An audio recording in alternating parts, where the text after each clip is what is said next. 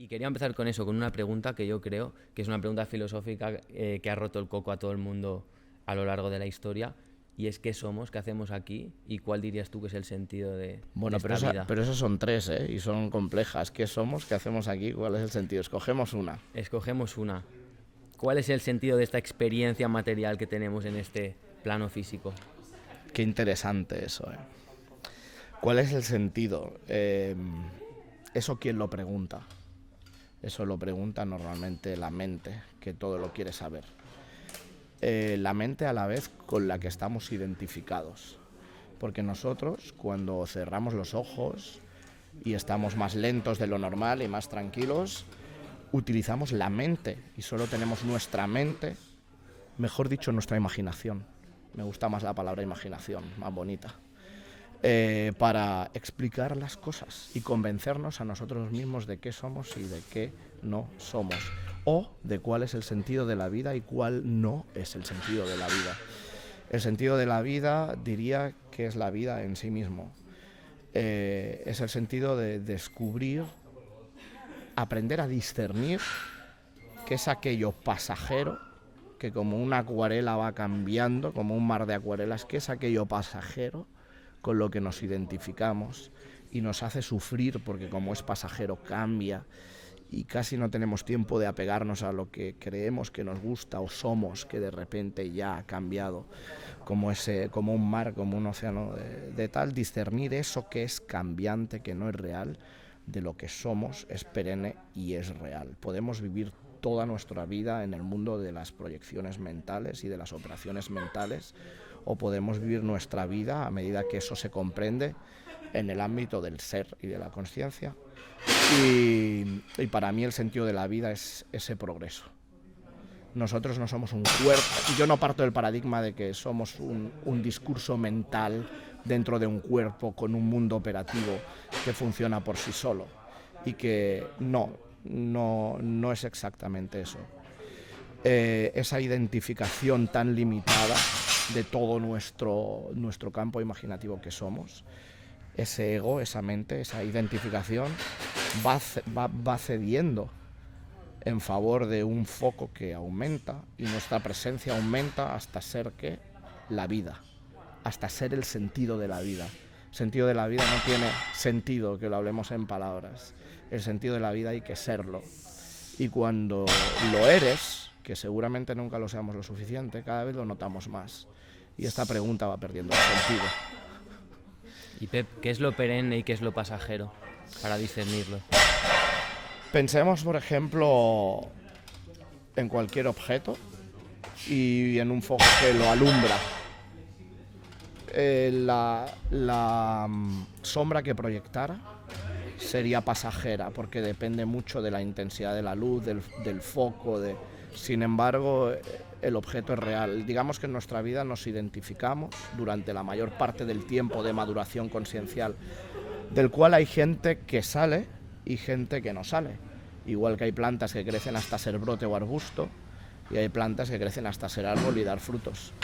Entonces, bueno, cada conciencia tiene su proceso. Cada conciencia individual, como lo vivimos en una parte, tiene su proceso. Y como decíamos en el ejemplo de la sombra y el objeto real, y la sombra es una proyección del objeto, debemos darnos cuenta que operamos o vivimos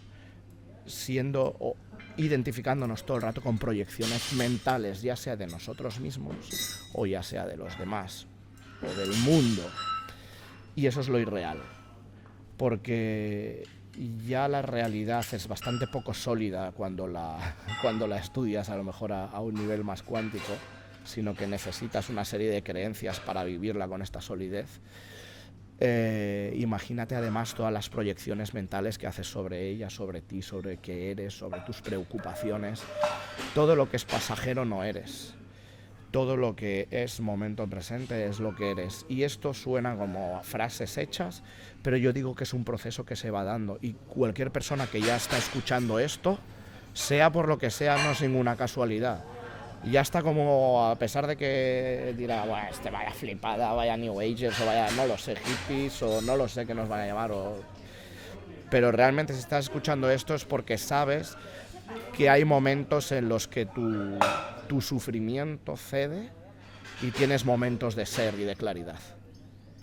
Hay algo que eres y que es perenne, y hay algo que es a lo que llamamos la realidad, que es una proyección muy pasajera, que además adornamos con un montón de proyecciones pasajeras de nuestra mente que se quieren defender de la verdad y de la libertad suprema. Y por eso hay ese proceso de resistencia. ¿Y crees, Pep, que es muy fácil, o más bien dicho, o al menos creo yo que es difícil muchas veces mantener esa proyección sobre quién eres, a dónde quieres ir, sobre lo importante realmente de la vida, porque estamos envueltos de tantas cosas que nos despistan, que nos quitan el foco en lo que realmente es lo que importa? Sí, así es. ¿Cómo podemos mantener esa proyección o ese foco, esa línea que sabemos en la que tenemos que dirigirnos? Siempre que hay un cómo, siempre recomiendo que haya un cómo. Cuando detectas un cómo, hay que quedarse en silencio, porque eso lo pregunta la mente y el ego todo el tiempo. ¿Cómo? Todo el tiempo, es normal. Pero evidentemente hay que hablar del tema. ¿Por qué? Porque nos divierte y nos causa curiosidad. Entonces, es muy interesante que digas que vivimos rodeados de cosas que nos quitan el foco. Te pregunto, ¿el foco de quién es? ¿Tuyo o de las cosas? Entonces, el foco lo damos nosotros. Hace falta ceder ya en este autoengaño de que la sociedad está corrupta y nos roba el foco. Sí, evidentemente yo puedo estar paseando con un montón de estímulos a mi alrededor y me pueden despistar. Incluso pueden intentarlo deliberadamente, pero el foco lo doy yo. Entonces, tengo que despertar primero a esa gran verdad. Que no es que el foco lo doy yo, voy a decirlo más estrictamente. Y el foco soy yo. Yo soy el foco. Pero si me creo que soy el Pep que ha nacido en un barrio de no sé qué y que tales son los buenos y tales son los malos, cuidado, porque a mi foco le estoy poniendo un montón de filtros. El foco soy yo. Y sí, es posible que el mundo que intento alumbrar esté intentando desviar mi foco, pero tengo que darme cuenta de lo que soy. Yo soy el foco, no soy la sombra de las tonterías que proyecto, que se van y vienen. Entonces, ¿cómo consigo esa sensación de ser foco? Tengo simplemente que darme cuenta. Entonces, hay varias herramientas, hay varias cosas que te pueden ayudar a que la mente ceda. La mente, que es un sentido más, no más importante que tu vista, que tu olfato, que... es un sentido, es un mezclador de señales, es un sentido interesante, pero nos hemos identificado con ella a tope, con su discurso constante, ¿no? Y esto es lo que te interfiere todo el rato, de realmente sentir este foco, sentir que eres tú quien lo da. No hay enemigos que te lo roben. Claro que todo el mundo quiere tu luz, porque es buena, pero tú eres esa luz y tú escoges a qué miras y a qué no miras. Entonces, yo te diría, bueno, la meditación contemplativa, la visualización, el ejercicio físico, cualquier arte plástica o cualquier arte, o la lectura, cualquier cosa en la que tú tengas que fundirte con lo que está pasando en la experiencia, para realmente absorber lo máximo de la experiencia. Busca actividades parecidas y practícalas dentro de un hábito o una disciplina diaria, y vas a empezar a descubrir cómo se separa esto que eres, que es la experiencia a lo mejor de estar observando, meditando, de estar haciendo ejercicio y ya, eso es lo que eres ahora.